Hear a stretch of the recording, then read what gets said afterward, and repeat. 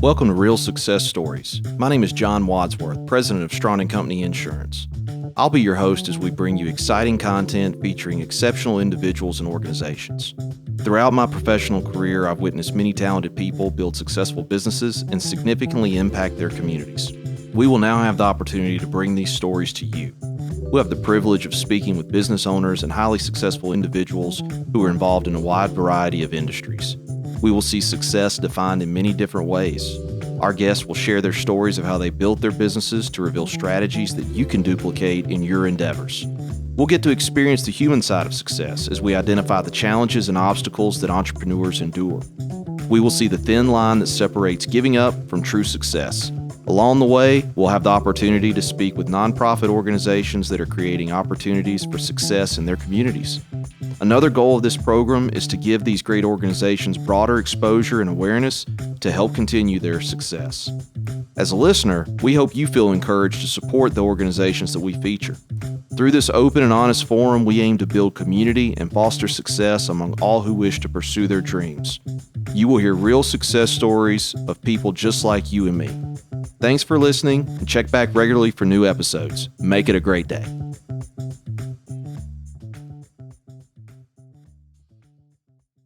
Hello, and welcome to this episode of Real Success Stories.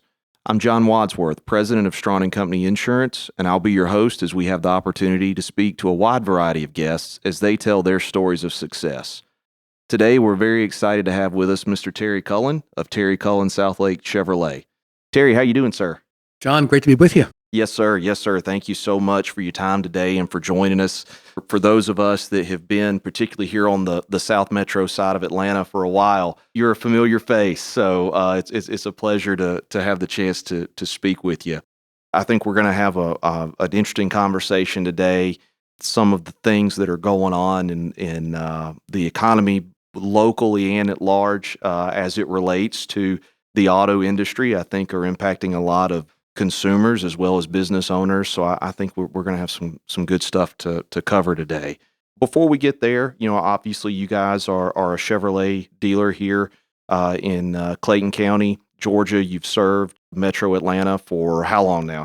How long have y'all been here? 1990. So that's 31 years. I feel very old as I say that. 31 years. 31 years. And, for our folks that have been here in Metro Atlanta for a while, I'm sure that they remember some of your commercials over the years. If nothing else, you guys have entertained us. Yeah, I guess it was probably mostly in the mid to late 90s and through the 2000s.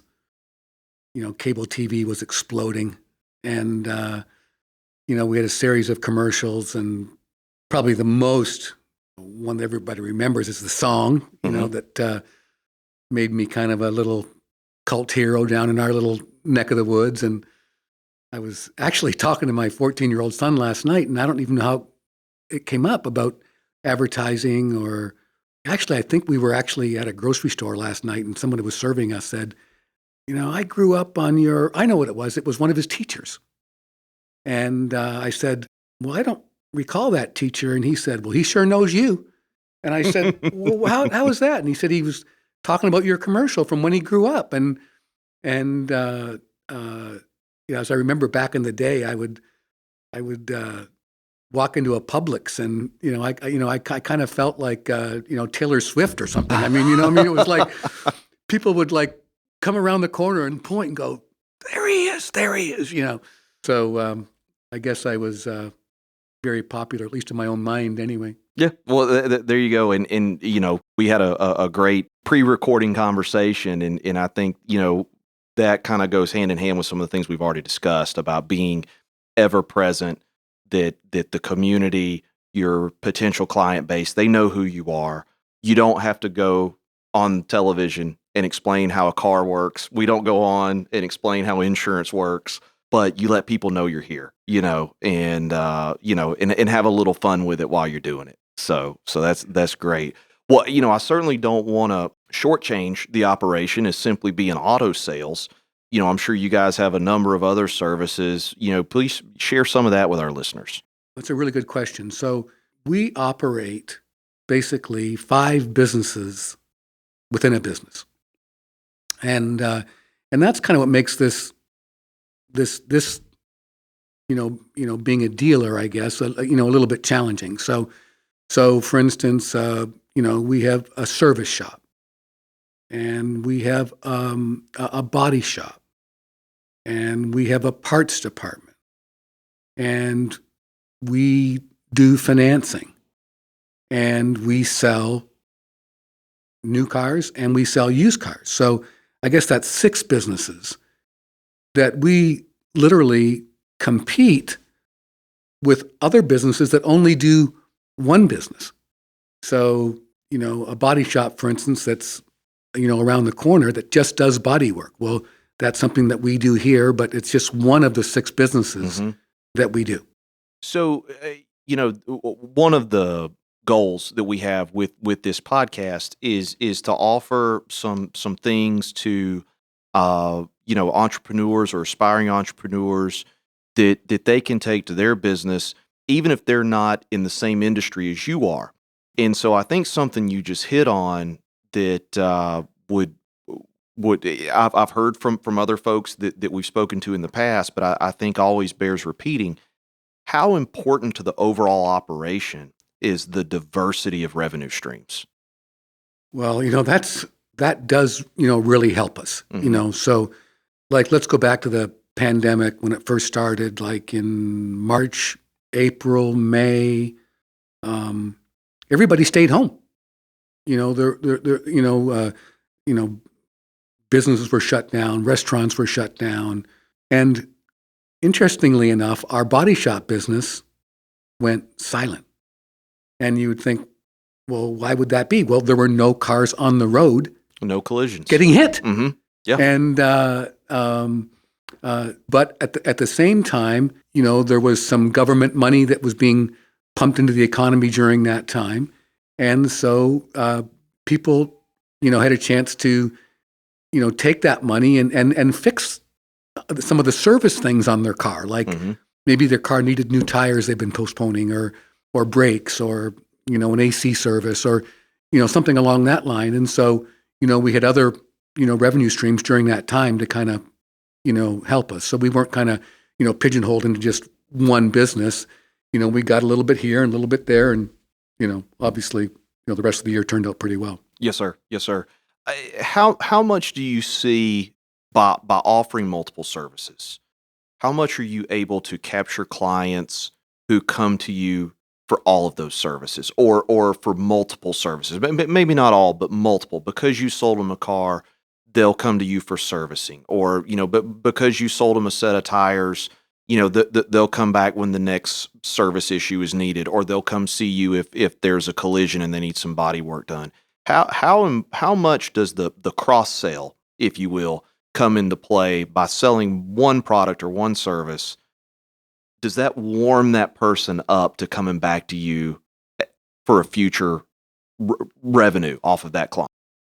Yeah, it at least gets us a chance. If we do a really good job with you in service, are you going to instantly just come back to us for sales? Well, probably not if we're charging a high price or something like that. But certainly, but all things being equal, and if we've done a good job with you in service, and then you come and shop us on the new or used car side, and we're in the market, or we're reasonable, or we're even lower in whatever the case may be, then absolutely that you've given us a chance. And as a retailer, and you may experience this in your own business, what you're just looking for is an opportunity to say, hey, let us show you what we can do. I kind of want to share just a brief success story with you that kind of just popped into my head, and I kind of want to share it now before I get too far along. Please. So, because it kind of hits on this point exactly. So, one of the discussions we had before we came on the air was, what are my contemporaries talking about these days when we get together for lunch or whatever the case may be? And it pretty much always gets down to labor right now. Finding the right people, affording the right people, retaining the right people, all the things that go into, developing your labor pool within your business and retaining it. And this is a true story, and this actually happened, and not all stories turn out this well. But I just kind of want to tell you about this one. A year or so ago, maybe a couple years ago, I was driving through an Arby's, and it was 7:30 at night. There were 10, 15 people in line at Arby's, and this was over on Eagles Landing Parkway, or on Hudson Bridge, I guess, or somewhere in that neighborhood. And I was going through the line, and this young girl was serving me. She was giving orders to the kitchen. She was making the Cokes and tea and everything else. She was basically single-handedly running that entire window. And then she turned to me with the biggest smile and had just the greatest personality under a lot of pressure. These lines are going, right? And people want their food, and they want to go, and they want to get out of there. And I said, "Oh my God, who are you?" So I said, I need someone like that working for me. So I did what I usually do, and I left. And I said, "Nope, not this time." I circled the building. I got back in line. I walked up to her. I drove through the line. She came again, and she said, "I'm sorry, sir, can I help you?" And I said, "Yes." I said, "Here's my card. I want to know if you'd like to talk to me about coming to work for me." I said, "I'm leaving town for a week. If you'll call me in a week, I'd like to talk to you." On the exact week she called me. And long story short, I thought, what a great person this would be for our company to handle all our quick services, the people that come in for oil changes every day. And she just had that gift. And 2 years later, she's come to me in another capacity. We promoted her. We've trained her. She's ready to go. And she is absolutely killing it on the service drive in terms of the comments that she gets and how she treats everybody. And I'm getting back to you because your question was, can you parlay a good service into future business? And we have her in that role because she is so phenomenal that there's no doubt in my mind that the level of service that she gives, because she's so dynamite, that people are going to come back to us for other services and other car sales because she is so good. Now, I've made a lot of crappy decisions in my life, but that was a good one. That is an awesome story. So I'm so glad you shared that with us, because that, number one, it feels good to talk about it. Let's start there. But number two, before you leave here today, I want to take you out and introduce her to you. Yes, please. But it hits on several of the points that we hope our listeners take away from this podcast, which is, number one, for yourself as an entrepreneur, if you don't ask, you're not going to have the opportunity. And you wheeled back around and went into that Arby's and asked her if she was interested in an opportunity. For her as an individual, regardless of if you're an entrepreneur, wherever you find yourself, when you take care of people and you do it with a smile, doors open. And that's a success.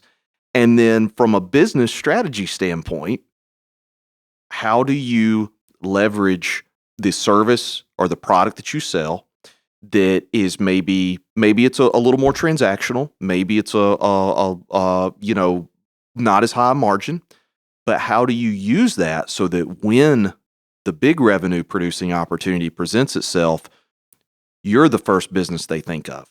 And so when they experience when a client comes through and experiences that service, when it comes time for them to purchase a new vehicle, why aren't they going to think of you guys first after receiving that kind of service? And I think that's not just an auto industry thing. That's what I encourage our listeners to take away is whatever you're doing, those things that maybe sometimes are the services you have to offer, but because it's a part of the business you're in, they're not the home runs. If you can consistently deliver those and make people feel good, then when it comes time, you'll have your pitch down the middle to hit the home run. Yeah, I would agree. And I was involved in another transaction recently that kind of brings to mind somebody who's involved in a transactional business, what they can do. And this transaction was a very, for lack of a better word, it was a very simple real estate transaction. And I got introduced to a real estate agent through this transaction. And trust me when I say it was a simple transaction. And when it was done, I wrote her a note and I said, I know this was a simple transaction, but I so enjoyed your professionalism and your punctuality, and that you answered whatever question that we had within minutes of us asking. And it was just so smooth and so professional. And even though the questions were not major, the promptness that she answered them, and when she said that she would get back to us in a minute, she got back to us in a minute. And I literally wrote her a nice note saying, I know this was a small transaction, but your demeanor, your professionalism in this small transaction, I would definitely do business with you again. And as a matter of fact, I'll go one step further. I said, if you have other clients that maybe you need a referral for, you give them my cell number, and I would be glad to give you the highest recommendation possible. And there it is. Yes, sir. Yeah. That's it right there. And when you are dealing transactionally as the service provider, you don't know what else is going on with your client, what time constraints they may have, what other issues they may have that are impacted by the given transaction you're servicing. And so when you take that extra effort to make sure it's timely, it's thorough, and it's correct, and it's done with a smile, generally what you have at that point is you either have a repeat client and or you have a referral base. Yeah, I couldn't agree more on that standpoint. That's a great point. Great point. So something you mentioned a few minutes ago, and something that seems to be what we discuss with every business owner we speak with, is the pandemic and its effects on businesses and business owners. You've touched on labor. Certainly something that we see and hear about are, folks who are looking to purchase vehicles, folks who are looking for, maybe there's a part they need for a repair that may be limited. How has that impacted you guys? And maybe even beyond how it's impacted you directly, is there anything that you would suggest to, whether it's a consumer or a business owner with a fleet, what to expect and how to deal with things moving forward as it relates to auto service sales, et cetera? That is $1 million question. I think we would all be sticking our head in the sand to not realize that there aren't as many cars out there on dealers' lots that there was 2 years ago, and that there's, significant supply chain shortages, the most significant of which is this microchip shortage. And that's not surprising. I don't know how many computer chips are in a car, but there's a lot. They're there, yeah. And so when there's less of anything, the price is going to rise. That's just, economics, 101. Yep. Probably the bigger issue is availability. I can just think of a couple, personal customers of mine that buy vans and trucks. And, this happened to me this morning. And that was a good customer of ours said, I want to buy a regular cab V8. Well, first of all, the V8 engine's on constraint until January. And General Motors has switched predominantly most of their production to crew cabs. So double cabs and regular cabs are even less available. So you have a combination of the V8 not being available, the regular cab, they're producing less of them. So even though I'd love to sell it to them, I just can't get it. It just can't do it. So there are a lot of instances like that across all our products. So my recommendation would be to, for businesses that are in this situation, is to really sit down with their operations managers or whatever and take a real long look at their fleet and to be well planned out. Not to think they're just going to just walk in tomorrow and get a, 3/4 ton work truck or something like that. They're just not available. So, to be well planned out and, probably to take a look at their current fleet or their current vehicles and maybe invest a little service work in that until this tide, this microchip shortage, this availability kind of flips a little bit. In kind of to that point, I would assume it's as important as ever, not that it was not important in the past, but it's probably as important as ever that the scheduled maintenance is completed, especially when your revenue is dependent upon a fleet of vehicles. Yeah, there's nothing more true than, changing that oil on a regular basis, and part of what happens is that whether it be individual or businesses, we get going so fast in the rat race of our own business and Yes, or sir. our own household. Mm-hmm. And, we wake up and go, gosh, I haven't changed my oil or I haven't done this or I haven't got new tires. And so, those things really matter. So this is definitely a case where, an ounce of prevention. Yes, sir. Yeah. Well said. Well said. Pivoting a little bit, something we hear from a lot of our guests that we see, with our own observations is the role community involvement plays in a business, not only in generating revenue, but beyond that, the ability a business has to impact a community and the branding that creates. So how has community involvement, how has it been a part of Terry Cullen Chevrolet? How has it benefited the company? And, what are maybe some of the things you guys have participated in? I think community involvement, it kind of has to be part of your DNA. Some people are really good at serving others and, some people are not. I've often said that I could be a server at a restaurant. I could do that job. I like serving others. I like, to make sure you're happy. Some people wouldn't have that job for, all the tea in China.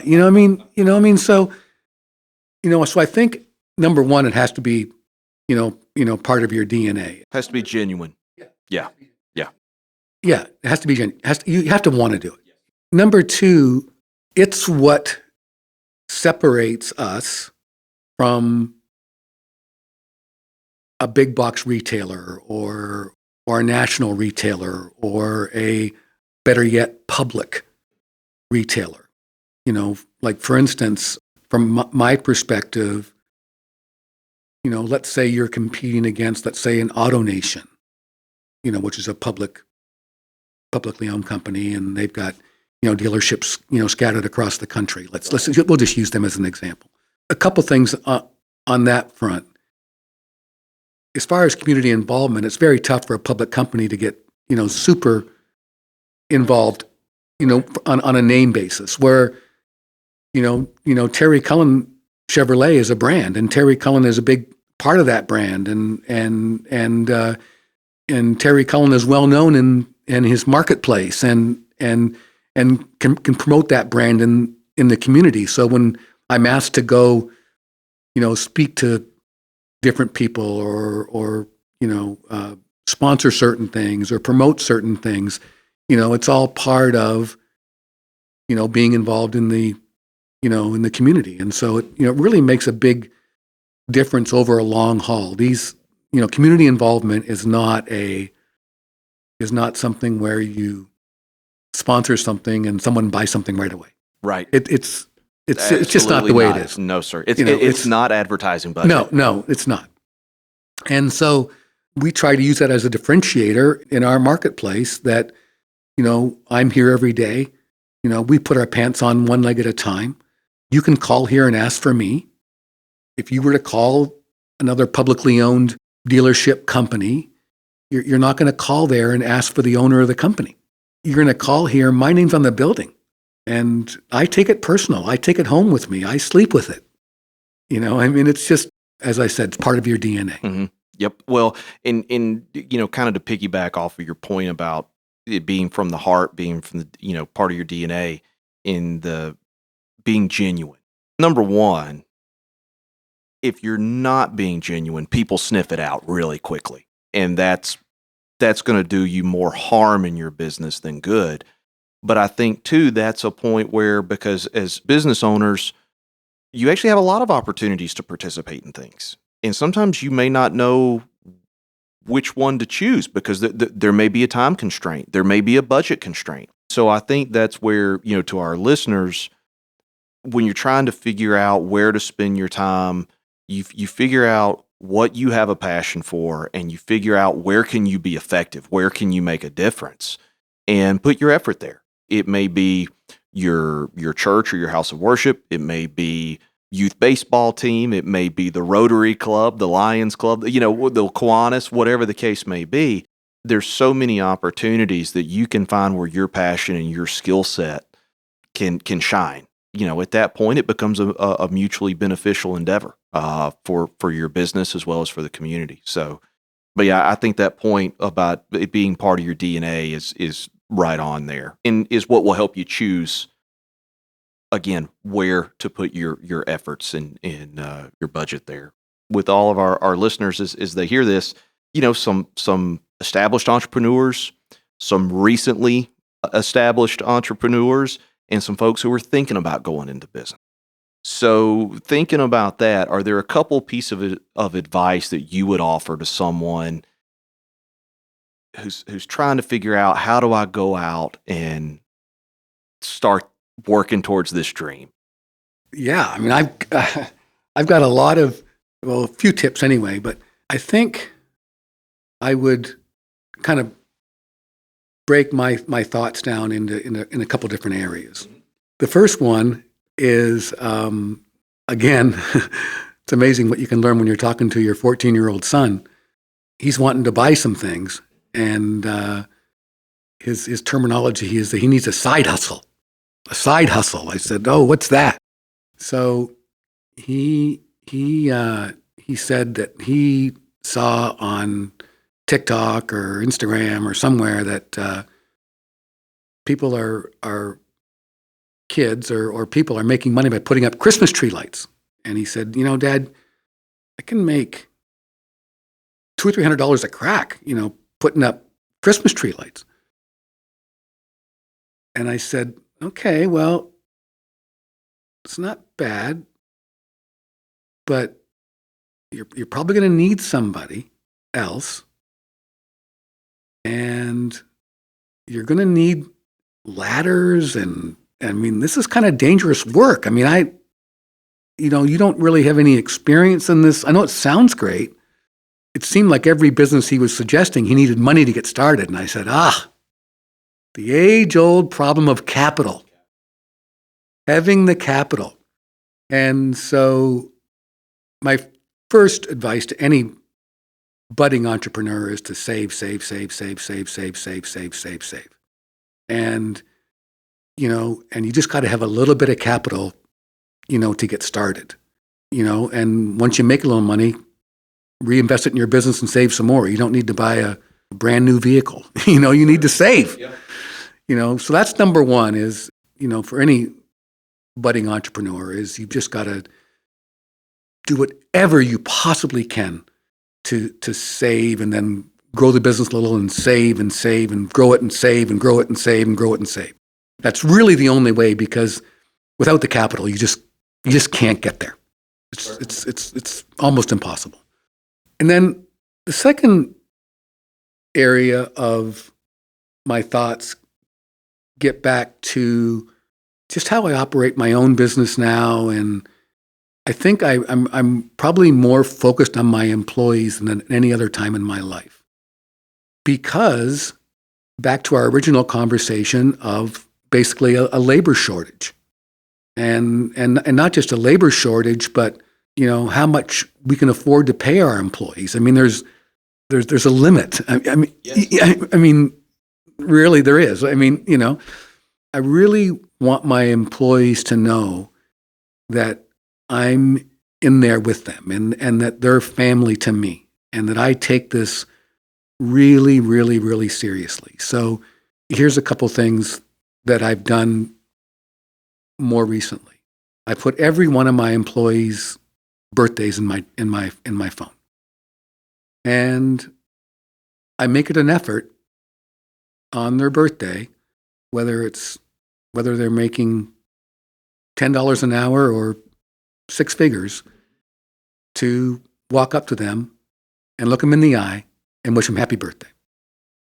And you would be probably surprised at some of the looks I get in return. Like, how did you know it was my birthday?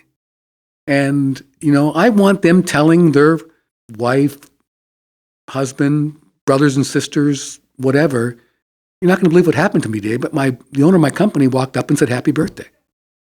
Along with that, any kind of contest that we have, I want to be employee-centric. We had kind of a women's empowerment luncheon recently, and we had all the women on our we have 80 employees, and I didn't realize actually we had this many women working for us, but I want to say it was approximately 15. If you would have asked me before that, I would have said 8 or 9. But when they were all in one room, I was kind of even surprised at myself, like how many. So they were having a luncheon, and I just kind of went in there on my own, and I said, hey, I just want you all to know that most of you spend more time here than you do with your own families. And I said, that's not lost on me. I said, I just wanted to tell you that you are family to me. And I really appreciate how you come in here every day and bust your butt for this company and for me every day. I really do appreciate you. And so I try to find opportunities like that to let people know they're appreciated, so that they want to stay with me. I want them to want to work for me. And I also want them, if they get courted by somebody else, which is going to happen, that they go, well, I don't know, this is a pretty good place to work. This is a pretty good, I don't know about that. I want them to think about that. And more importantly, and sometimes people get, upset about this. I've heard friends of mine say, I can't believe they're looking somewhere else or whatever, but I want an employee to tell me they're looking somewhere else before they leave, right? Because I want to make a decision. Is this an employee I want to go the extra mile for, that I want to save? The worst thing that can happen, in my opinion, is someone comes in and puts in their notice and that you didn't know about it, and you go, well, what happened? Well, I'm sure I've already committed. I said, well, we've had a commitment here for 10 years. What's going on? Yep. So, I treat it more as, well, I'm not super happy about it, but thank you for telling me. Mm-hmm. And let's gather the troops here and say, hey, is John somebody that we need to double down on? Well, I think you hit on two really important points there that also help you as an owner to evaluate yourself as a business owner, which is, if your employees are not being sought out by other employers, then you're either not hiring the right people or you're not training well. Okay, so you identify a deficiency in yourself if your employees aren't receiving other opportunities. Now, if your employee is receiving other opportunities but not giving you the opportunity to keep them somehow, then you know that there's a deficiency in the employee's work life. Something's amiss there. So when you kind of have the employees are getting opportunities, but they're coming back to you and saying, hey, this is what's on the table for me. Is there something we can work out here? That's really validation for what you're doing, and is one of those key points where I think any employer has to look at that series of events to self-evaluate. If they come back and give you the opportunity to stay, it's the same thing's true with clients. If you have a repeat client who comes to you and they're on their third, fourth vehicle purchase, or they've been having their oil changed here for 10 years, and they come back and say, look, this has come up. I'm thinking about making a change, but let's talk about it. That's when you're doing things the right way. So it gets back to what we talked about a little bit ago, and that is any entrepreneur wants an opportunity. Mm-hmm. Just give me the opportunity, right? And no one likes to have those opportunities taken away. Yes, sir. Absolutely. Well said. Well said. Is there anything else, about Terry Cullen Southlake Chevrolet you'd like to share with our listeners? Do you guys have anything on the horizon you'd like to talk about? Just, kind of open floor on this for you. One thing that's, and this is, I guess, more probably directed at business owners, Mm-hmm. Is that I have a son that's come into the business recently, and he's a graduate of Auburn. Okay. And went off into the working world for 8 or 9 years, which I highly recommend. One of the difficulties of someone coming into a son or daughter coming into your business right away is that if they do really well, everybody says, well, Dad handed it to him. And if they do poorly, they get promoted Mm-hmm. into a spot that they can't hurt the company. So my father always thought it was a great idea for me to go work for somebody else, Mm-hmm. and which I did when I was young.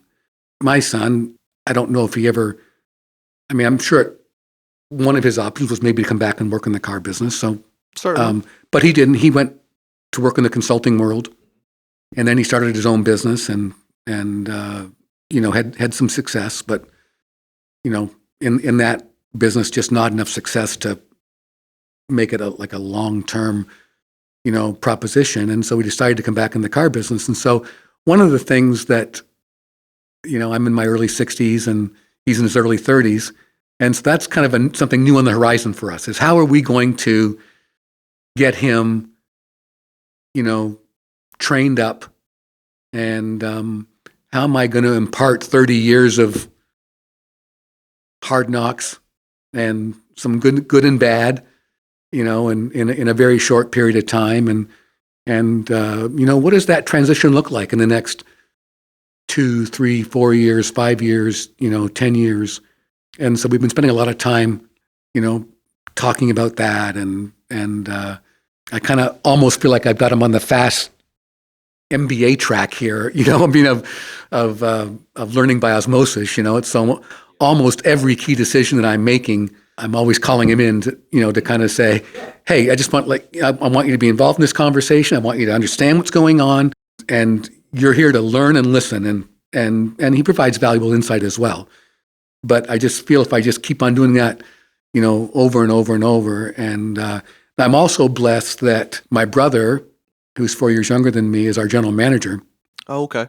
And so he has my brother to lean on as well. And, thank goodness they're really close, because, if they weren't, this thing could go south in a hurry. Absolutely. So, and that's one of the advantages of being a family-run business, is that I tell people that we're too small to be corporate and too big to be mom and pop. There you go. We're kind of in that middle Mm-hmm.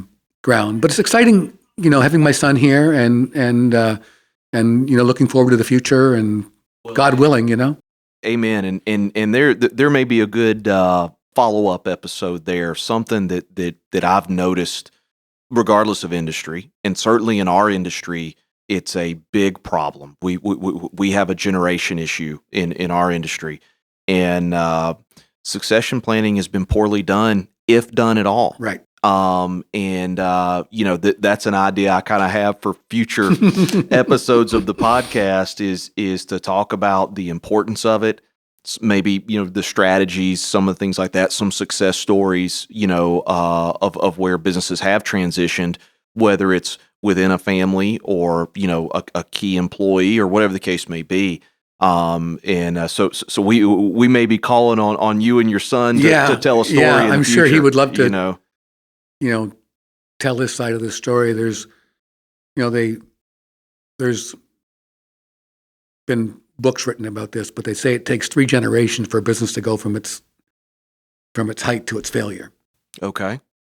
And we're very determined not to be one of those statistics. There you go. Learn learn from those who have preceded you. So, well, I can't thank you enough for joining us today and for being so generous with your time. For our listeners, we encourage you to go online. You can find the website at www.terrycullen.com. They also have an active Facebook page, and of course, got a great campus here at. I'm going to let you say the address, the physical address, to make sure we get it right. Yeah, we're right in the middle of Jonesboro, next to Sam's Club. That's probably the easiest way to find us. And as I said earlier, I'm here every day. Well, I'm not here every day, but I'm here most days. And if you need me, call me. Yeah, and I'll call you back. Absolutely. Hey, and there you go. I think that's a great point right there to wrap up on. I think that's the exclamation point. So, Terry, thank you so much. Listeners, please, pay Terry and his staff a visit. We got a great operation going on here, a longtime community partner, and look forward to many more years of being in the community with them. So thanks so much for listening.